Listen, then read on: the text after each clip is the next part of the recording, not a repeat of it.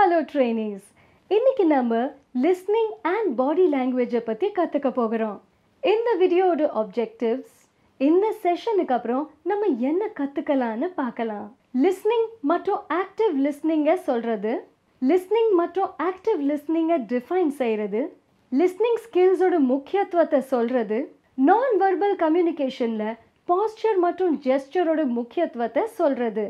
வாங்க ஆரம்பிக்கலாம். லிசனிங் அப்படின்னா இன்ஸ்ட்ரக்டர் சொல்றத கேட்டு அதை கவனமா உள் வாங்கிக்கிறது தான். அதை புரிஞ்சுக்கணும். ட்ரெயினி அதை புரிஞ்சுக்கிட்டு அதுக்கான பதில சொல்லணும். அக்கார்டிங் டு 1994 லிசனிங்க்கு ஒரு நல்ல எஃபெக்ட் இருக்கு. அது அடுத்தவங்கள கேட்க வைக்குது, கவனிக்க வைக்குது, உணர வைக்குது. அதோட அவனுக்குன்னு ஒரு மரியாதைய கொடுக்குது. ஒருத்தர் பேசுறத இன்னொருத்தர் கேட்கறது எப்பவுமே நல்ல விஷயம்தான். நாம கவனமா கேட்கும்போது நம்மளோட ரிலேஷன்ஷிப்பும் ஸ்ட்ராங் ஆயிடும். நல்லா கேட்கறதுனால சொல்லிக் கொடுக்குற பாடங்கள் எல்லாம் நம்மளால தெரிஞ்சுக்க முடியுது. அதோட அடுத்தவங்களுக்கும் நீங்க ஒரு எக்ஸாம்பிளா விளங்குவீங்க. கேட்கறது அப்புறம் கத்துக்கிறது மூலமா பேசுறதை விட லாபமா அமைது. ஒருத்தவங்க பேசுறத நம்ம கவனமா கேட்கும்போது சொசைட்டில மரியாதை வளரும்.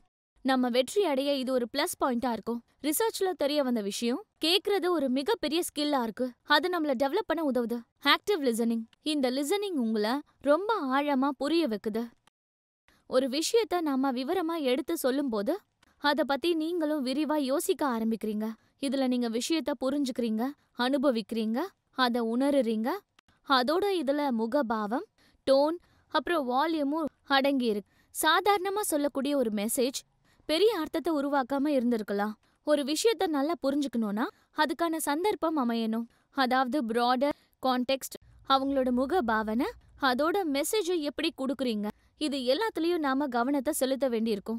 ஏன்னா இந்த ஃபேக்டர்ஸ் இந்த வெர்பல் மெசேஜ்ல ரொம்பவே எஃபெக்டிவா ட்ரிபிள் ஏ லிசனிங். நல்லா கேட்கறது 3 பேசிக் ஸ்கில்லா பிரிக்கப்படுது. ஆட்டிடியூட், கவனம், அப்புறம் அட்ஜஸ்ட்மெண்ட். இந்த 3ஐயும் பாத்தீங்கன்னா ட்ரிபிள் ஏங்கிற முறையில சொல்லிக் கொடுக்கப்படுது. ஆட்டிடியூட், ஒருத்தர் சொல்லிக் கொடுக்கும்போது அவங்க முகத்தை பார்த்து நாம கவனமா கேட்கணும். இது உங்களோட ஓப்பன் மைண்ட் இன்னுமே சிறப்பாக்கும். அதோட கேட்கறவனும் சொல்றவங்களோட மெசேஜ ஆழமா பதிய வச்சுக்கலாம். அவங்க செயல்பாட்டுக்கு கொண்டு வரதுக்கு தயாராகிறாங்க. அட்டென்ஷன், ஒரு டீச்சர் பாடம் நடத்தும் போது அதை கவனமா கேட்கறது ரொம்பவே முக்கியமான ஒரு விஷயம். நீங்க கவனமா கேட்கும்போது அவர் சொல்ற வார்த்தைகள் உங்க மனசுல பதிவாயிடும். உங்க மூளையில உட்கார்ந்த அடுத்த நிமிஷம் அதுவே ஒரு வடிவத்தை அமைச்சுக்கும். அட்ஜஸ்ட்மெண்ட், உங்களோட கேட்கிற திறமைய நீங்க சரி செய்யறதுக்கு உங்களுக்கு பிடிச்ச விஷயத்த நீங்க நல்லா கேட்கணும். அது உங்களுக்கு பயனுள்ளதா இருக்கும். அது சொல் வடிவமும் இருக்கலாம், எழுத்து வடிவமாவும் இருக்கலாம். இதன் காரணமா ட்ரெயினிஸ் கொஞ்சம் குழம்பி போனாங்கன்னா அவங்க கேள்விகளை கேட்டு தன்னுடைய சந்தேகங்களை கிளியர் பண்றதுக்கு சரியா இருக்கும். இது ஒரு படிக்கட்டு அமையும். Tips for active listening. சரியா கேள்வி கேட்கணும்னா ஸ்பீக்கர் முன்னாடி நீங்க இருந்தாகணும். உங்களோட பாடி லாங்குவேஜை வச்சு நீங்க எந்த அளவுக்கு இன்ட்ரெஸ்டா இருக்கீங்கிறத தெரிஞ்சுக்கணும். நேரா உட்காரணும், இல்ல முன்னோக்கி உட்காரணும். அதாவது அவர் சொல்றத நீங்க கவனிக்கிறீங்கன்னு அவங்களுக்கு தெரியணும். ஐ கான்டாக்ட் இருந்துகிட்டே இருக்கணும். நீங்க 2 பேரும் கம்ஃபர்ட் லெவல்ல இருக்கிற மாதிரி பாத்துக்கணும். ஒருத்தரோட முகத்தை உங்களால பார்க்க முடியலனா அது உங்களுக்கு அந்த சப்ஜெக்ட்ல இன்ட்ரெஸ்ட் இல்லைங்கிறத தெளிவா காட்டிடுது. இல்ல வெளியில சில விஷயங்களால உங்க கவனம் சிதறலாம். எக்ஸாம்பிளுக்கு டிவி அண்ட் மொபைல், அதை நீங்க ஆஃப் பண்ணிடலாம். அதே மாதிரி உங்க பக்கத்துல ஏதாவது புக்ஸ் இருந்துச்சுன்னா அதை சைட்ல எடுத்து வச்சிருங்க. ஒருவேளை நீங்க அதை படிச்சுட்டு இருக்கலாம். சொல்றத கேட்கணும்னா இதெல்லாம் இருக்கக்கூடாது.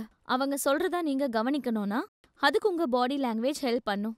உதாரணத்துக்கு சொல்லிக் கொடுக்கும்போது அப்படியா, அப்புறம் இல்லனா என்ன ஆச்சு கேள்வி கேட்கணும். அப்பதான் நீங்க கேக்குறீங்கன்னு அவங்களுக்கு தெரியும். டீச்சர் என்ன சொன்னாலும் அதை நீங்க கவனமா கேட்கணும். அவங்க சொல்றத கேட்கும்போது உங்க எண்ணங்கள் வேற எங்கேயும் இருக்கக்கூடாது. மனசுல வேற விஷயங்கள் ஓடக்கூடாது. உங்க மனசு வேற ஒரு விஷயத்துல டிஸ்டர்ப் ஆகுதுன்னா அதை தவிர்க்க பாருங்க. டீச்சர் என்ன சொல்றாங்களோ அதையே கவனிங்க. கான்வர்சேஷன் தொடர்ந்து இருக்கணும். ஓப்பன் மைண்டடோட இருக்கணும். சொல்லிக் கொடுக்கறவங்கள பத்தி தப்பான எண்ணங்கள் நம்ம மனசுல இருக்கக்கூடாது. அவங்க சொல்லிக் கொடுக்கறதுக்கு ஒரு மரியாதை இருக்கணும். சந்தேகங்கள் இருந்தா கேள்வியை கேட்டுக்கிட்டே இருக்கணும். அவங்க கூட நேரா பேசுங்க. ஆனா டீச்சர் பேசும்போது அவங்கள முழுசா பேச விட்டுட்டு அதுக்கப்புறமா பேசுங்க.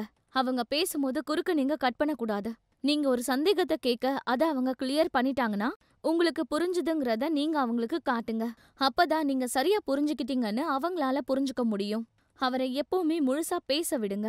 அது உங்களுக்கு கம்ப்ளைண்டாவும் இருக்கலாம், இல்ல வேற விஷயமாவும் இருக்கலாம். டீச்சர் பேசும்பொழுது நீங்க அமைதியா அத கேட்கணும். அதுக்கப்புறம் தேவைப்பட்டா நீங்க சந்தேகத்தை சொல்லலாம். உங்களோட நியாயத்தை எடுத்து வைக்கலாம். தைரியம் அவசியம். டீச்சர் அனுமதி கொடுக்கற வரைக்கும் உங்க எண்ணங்களை அவங்க கிட்ட சொல்லக்கூடாது. அவங்க கத்து கொடுக்கறதுனால அவங்களுக்கு மரியாதை கொடுக்கணும். அவங்க பேச்ச கேட்கற வரைக்கும் காத்திருக்கணும்.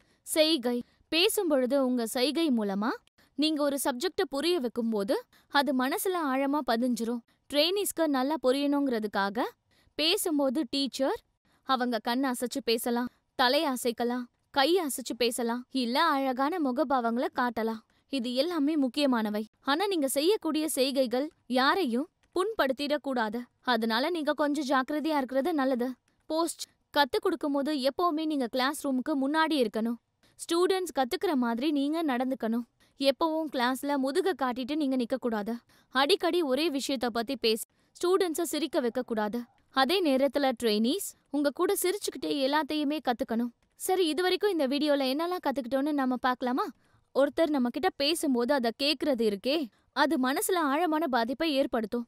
அதை புரிஞ்சு அதுபடி நடந்துக்கணும். இது உங்களோட கேட்கும் திறனை வளர்த்துக்கும். ஒருத்தர் பேசும்போது அதை நாம கவனமா கேட்கணும். அதை கேட்குறீங்கன்னு அவங்களுக்கும் தெரியணும். நீங்க இந்த வீடியோவை பார்த்து எல்லாமே கத்துக்கிட்டீங்கன்னு நான் நம்புறேன். திரும்பவும் சந்திப்போம் இன்னொரு இன்ட்ரெஸ்டிங் அண்ட் எக்ஸைட்டிங் வீடியோவோட. அது வரைக்கும் தேங்க்யூ அண்ட் குட் பை.